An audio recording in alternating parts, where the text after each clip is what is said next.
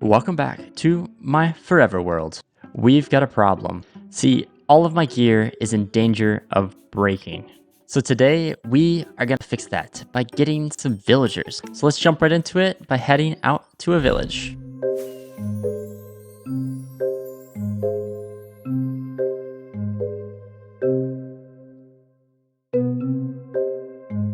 We are here. Which one of you villagers want to come with me? This should be pretty straightforward. I just need 2 villagers and then we can use a lead to fly back to the base. They're literally all just running away. Hey, what are you running from? There's 2 in this house, so if I put the boat here, I should be able to trap them. All right, one's in the boat. Are we gonna get a second one in the boat? All right, we have 2 now, good. So all I should need to do is put the lead on the boat and pull them away. There it goes. I don't have a ton of rockets, but I think if I scaffold up and do what everybody calls as the pre-dangle, I should be in good shape. All right, so they're dangling. If I jump off, I should be good. Hey. Oh. Definitely broke the lead there. I think they should be fine though. Okay, we got them. I think I'm gonna go around these mountains instead of going over. And since I don't have a ton of rockets, we're just gonna glide best I can. This is literally the best way to transport villagers now. Look at them. So gracefully floating in. Oh, they broke off. And you know what? That's okay. They can stay right there. All right, we've got the villagers. Now there's a whole lot more that needs to be done. First off, we need to build a breeder. And then I'm gonna build a library so I can get all the wonderful enchantments that I could ever need. But I need some potatoes or carrots, and I think the best way to do that is to find them in a village somewhere. So let's go off and see what we can find. Nope, not there. None here either. Again, nothing here. Ah, come on. All right, am I crazy? Or is this like a Java to Bedrock thing? Like, I swear that you find carrots and potatoes in plains villages, but I've just been finding wheat. Maybe it's in spruce villages? Ah, no carrots. Or potatoes. Yes! Why did that take so long? Why did that take so long to get potatoes? I'm finally ready to build the villager breeder.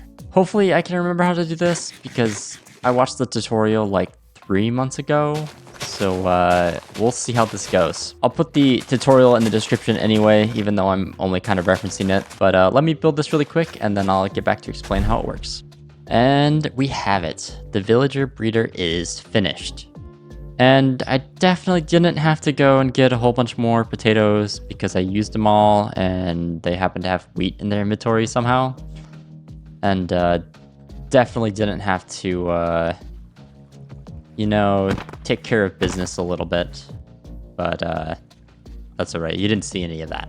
Let's jump into free cam and let's go over how this breeder works. So in here we have 2 villagers. One has to be a farmer profession. The other could be any villager. It doesn't need a profession. And the farmer will harvest the potatoes or carrots and then pass those potatoes or carrots onto the other villager. And then eventually when they have enough, they'll breed and have the baby villagers. The trapdoors stop the villagers from composting any of the potatoes so they get their inventory filled up as fast as possible. And then the baby villagers will go down to this trapdoor area and be pushed by water where they will grow up and clip into the slabs above, where they'll be pushed into the collection area where I'm holding all of the villagers. The only downside to this villager breeder design, and it's an easy fix, is that the villagers will eventually entity cram, killing them off, so there's only a finite amount of villagers. So it won't cause too much lag, which I guess is a plus, but if you're not using them quick enough, they will die off. And once you want to take the villagers, you just place a minecart and it will clip through the glass, grabbing the villager, being ready to be sent wherever you need them to go. This breeder was designed by Ray's work, and I'll put the link in the video description if you're curious about that tutorial. So I think it's about time that I start working on building up this library to house all my librarian villagers. And I've been doing some creative planning, and I need a lot of different materials. And one of the things that I need a lot of is the warped stem, as well as multiple tree types. So I did some research, and I think it's time I build a tree farm. So let's go and grab the materials for that and then get to building. I just got back from the Nether after getting some materials for this warped tree farm that I'm going to be building. And I was looking at the schematic, and I realized that there's some materials that are kind of a pain to get without making some other farms. So hoppers, for example, I don't have that much iron, and I need a decent amount of iron for 40 hoppers. Another thing that I'm going to need is not the warped nylium necessarily. I've got plenty of that. I'm going to need a lot of the warped fungus. I should probably make a warped fungus farm too. So this episode is turning into the episode of the farms. So the plan is to whip out a quick iron farm, and then make a warped fungus farm, which shouldn't be too difficult to make. I've got a decent design for that as well. After that, I should have all I need for the tree farm, which should supply me with all the warped planks and other wood types I need for the build that I've designed in creative. So hopefully you're enjoying this, because it's time to start making some farms. So I've been gathering resources for my iron farm, and I happened upon a Pillager Raid, and I've saved one here because I need it for the iron farm, instead of a zombie like a lot of other designs. Ow! Why is my shield not blocking that? What? So I was thinking I'd block it with my shield, but it must have piercing. So I need the pillager neutralized so it doesn't kill the villagers. So I think the best way to do it is to just block, and eventually it will break. But this may not work super great because it's got piercing, and that's going straight through my shield. But I'm going to take my armor off so it doesn't break. And I may end up dying here a few times, but we'll see what happens. I've given up on the shield, and I figure I could probably hide behind the sheep maybe? I feel bad that it's killing the sheep, but I have plenty of them, and I could definitely use the mutton because I'm running out of food real fast. Ow! Okay, this sheep plan is decent. I'm gonna run out of sheep really quick though. Oh, I gotta bring out my halo strafing. It seems, ow. Strafing back and forth works, but for whatever reason, this guy's got like perfect aim. And there's gotta be a better way to do this. There's gotta be. I'm gonna run out of food for sure. Alright, so I've been going at it for a while, and by what you see here, I've been trying out some different things that potentially, but this blocks the line of sight. And I just looked it up, and apparently I can just get in the boat and it can't hit me? Okay, well, why didn't I know about this before? This makes things so much easier. So now we just sit here and wait till the boat breaks. You know, every once in a while in life, I wonder how the heck did I get myself in this situation? And this is one of those situations. I mean, I'm sitting in a boat with a pillager, and it can't hit me. I'm just waiting for its durability of crossbow to run out, and it breaks. This is my life. What am I doing with myself? I wasn't recording, but based on this and that, you can guess what just happened. I've got to find another pillager. But while we wait, let's start building.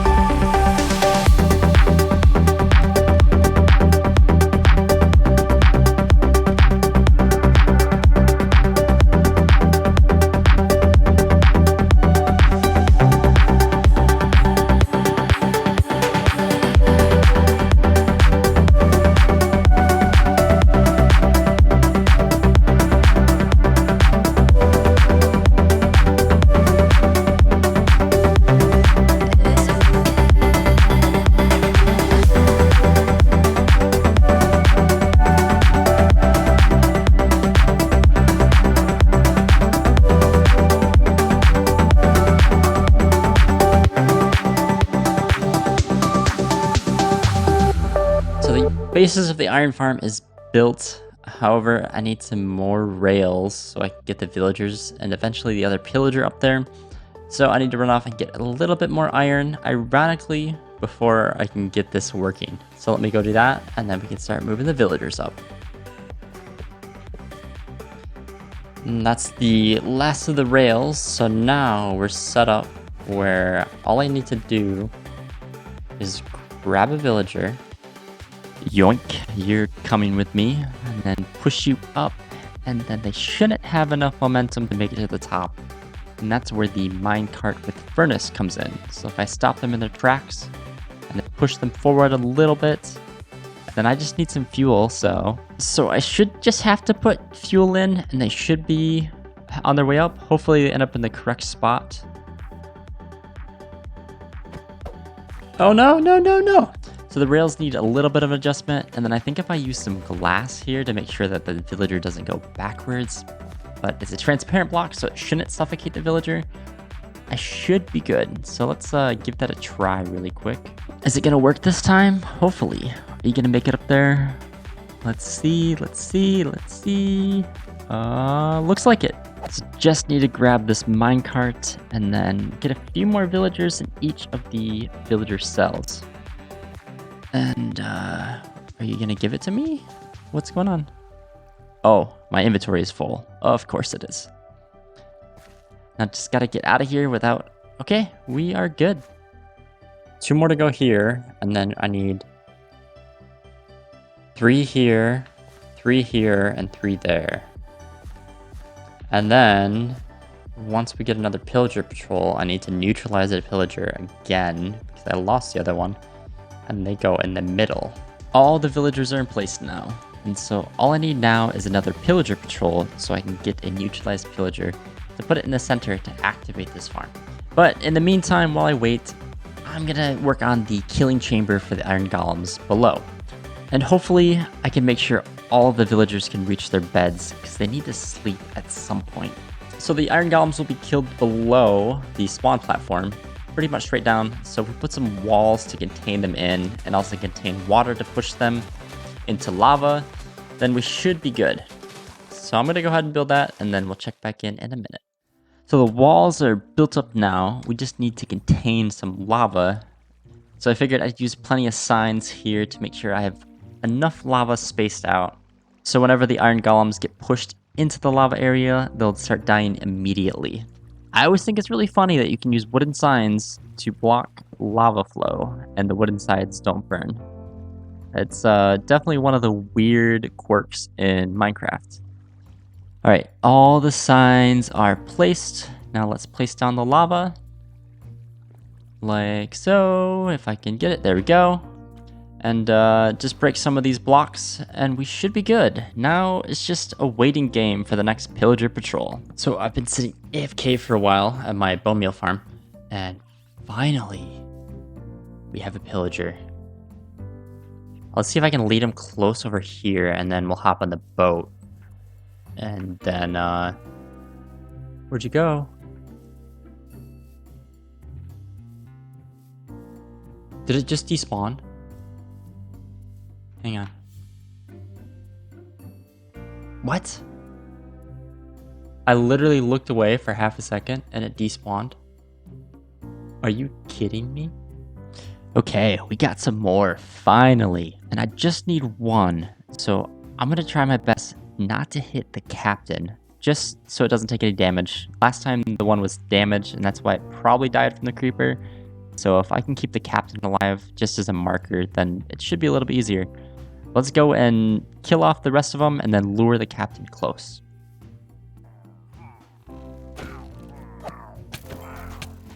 Oh shoot, I'm gonna die. I'm gonna die here. I guess that's what happens when your armor breaks and you don't have any protection here. Can I heal? Can I heal? Quickly, quickly, can I heal? I don't have any arrows and a bow either. Oh, you guys are quick. I'm probably dead. Yep, I'm gonna die. I'm probably dead here. Yep, there I go. It's a good thing my spawn is pretty close. I've been working on flattening an area for my next build while I was waiting anyway, so I had my spawn set over there. Let's get my stuff. Mr. Pillagers, can I grab my stuff really quick? Maybe. Am I going to be in a death loop? Probably. Last one, and then it's just the captain. Got him. Okay, so let's lure the captain over. Try not to die again, because that would be annoying, especially if it makes it despawn. All right, where is my boat? Oh, is it still on the ground? Where is the boat? Where is it? Where is the boat? There it is. Okay, let's lure the captain close, and then we just have to hop in a boat with him until his crossbow breaks. And let's not die again. All right, good sir, can you get in the boat, please? Get in the boat, please. Thank you. This is my life again. I'm definitely going to be here for a minute. So while I wait, I think I'm going to whip out a classic game, Pokemon Emerald version.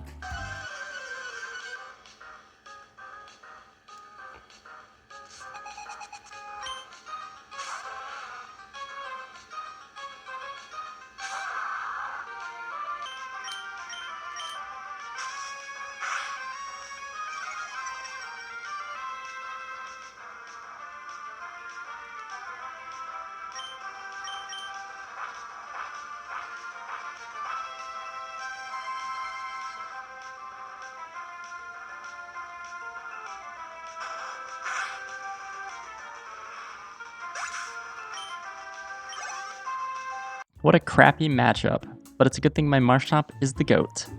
But anyway, we got this guy neutralized. Let's get him to the top of the farm. I should be able to just send him straight up in the boat. Just have to break the boat and the minecart. And once you're in the center, just have to get you in those fence posts. And hey, look at that. The farm is already working. Nice. Let's just go get him in the right place and we should be good to go. And it's working. Let's quickly hop into free cam so we can go over how this farm works. So, just like most every other iron farm, it works on the villager scare mechanic, but for whatever reason, in this case, we're using a pillager. I'm following a tutorial by Nembomb, and it will be in the video description. But this works a lot faster than other iron farms that I've built previously on my channel. I think the pillager works because it scares the villagers from further away, but I'm not an expert. You have to go check out Nembomb's video for the exact description. With the pillager bouncing up and down, it'll block the line of sight just enough for them to sleep to have this running continuously, and then having 4 villager cells should optimize this farm so it's 4 times faster than a single villager cell with a zombie. But my iron problem should be corrected now.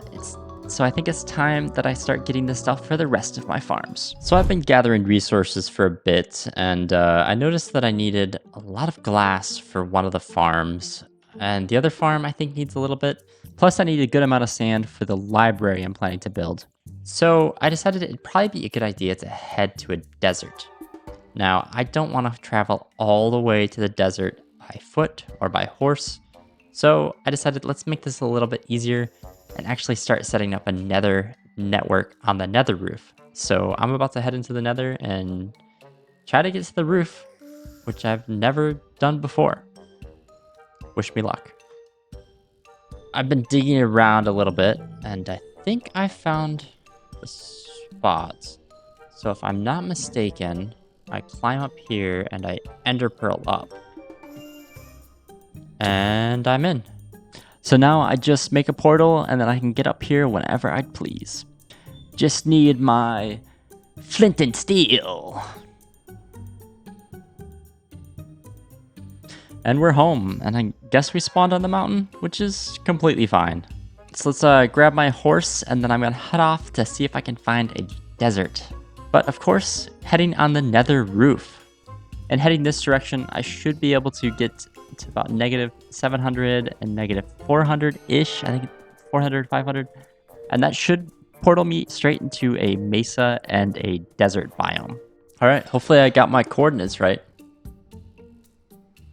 It looks like we're in the right place. Thank goodness. That would be a pain if I wasn't.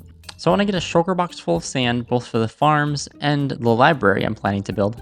I'm not going to necessarily show it, especially because I did a time-lapse last episode of gathering sand. So let's just go ahead and start gathering, and then we'll get back to building the farms.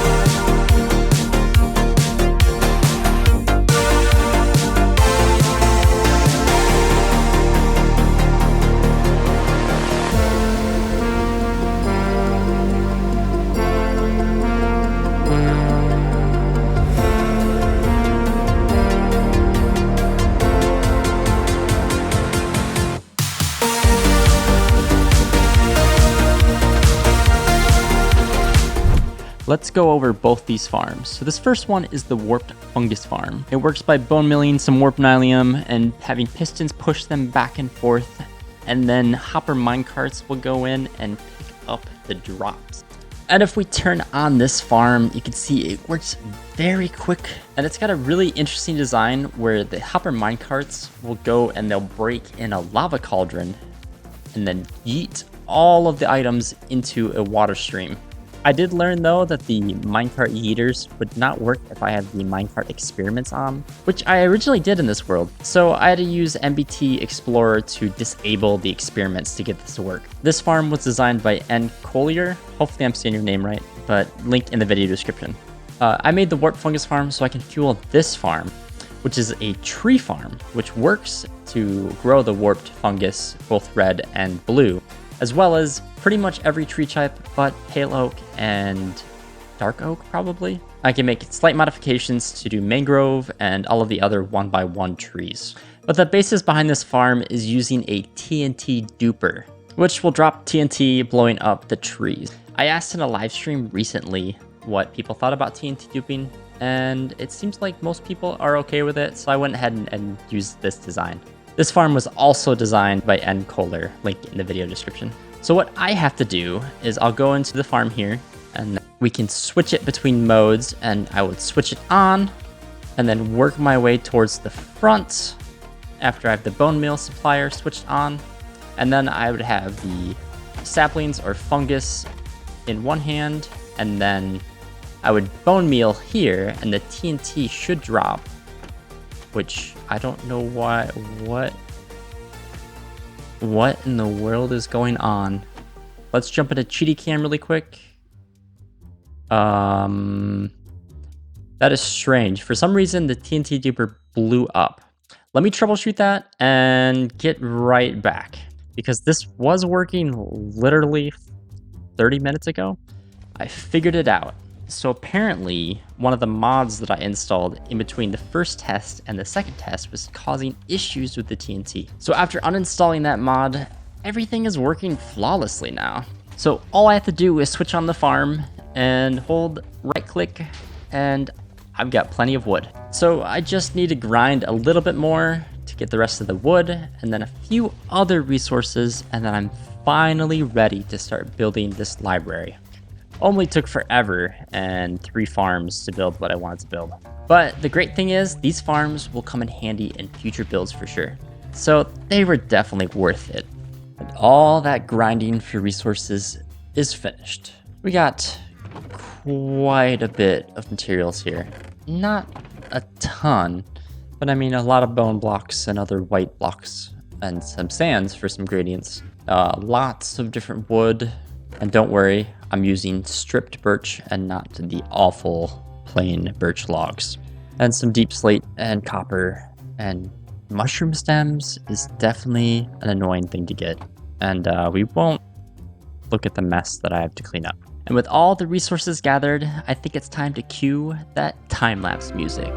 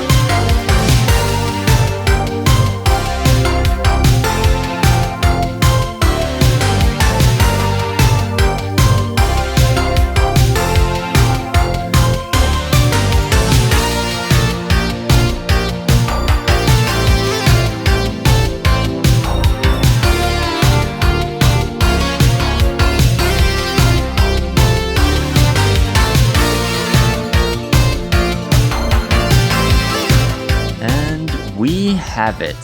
So let's talk about this build briefly, and we'll hop into Cheaty Cam here in a second. As with most of the punk genres, steampunk and etherpunk in my example, there's a very distinct Victorian style build. So I found some reference images for Victorian style buildings within a city, and that's what I based this off of. And I think it turned out really nice. This is the first build that I've come up 100% from reference images, which were not Minecraft reference images. And I know not everything is perfect, but I really enjoyed building this and having a lot of fun coming up with different ideas of how I can turn a reference image into a Minecraft build. Should we go check out the inside? I actually made an interior. And these rails are temporary to move villagers, so don't worry about those. But I wanted something to stand out.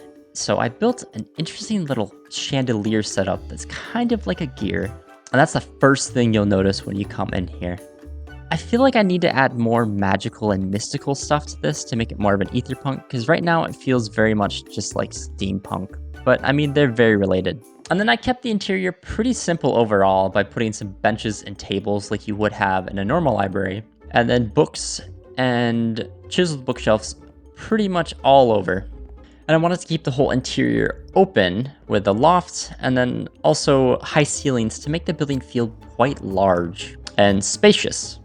And then I have these individual cells where I'm going to be holding the librarian villagers, both in the loft and also down here at the bottom. So at this point, I just need to move in the villagers and slowly get their professions, and then we have a full library set up. So I've gotten a few villagers in here already, and I realized that I have a little bit of a problem. Well, a couple problems. You see, I don't have a good supply of emeralds, so trading with these villagers is going to be kind of a pain. I could make a paper farm, which I probably will at some point. I also could make another area to trade with other villagers, and I think I might do that. But I've done a lot in this episode already. We made a villager breeder, we made an iron farm, we made a warped fungus farm and a wood farm, and this whole library. So I think this has been enough for one episode. So next time, I'm going to solve a couple problems. One is the lack of emeralds, and then the other is the lack of experience. I'm going to need lots of experience to enchant all my gear. So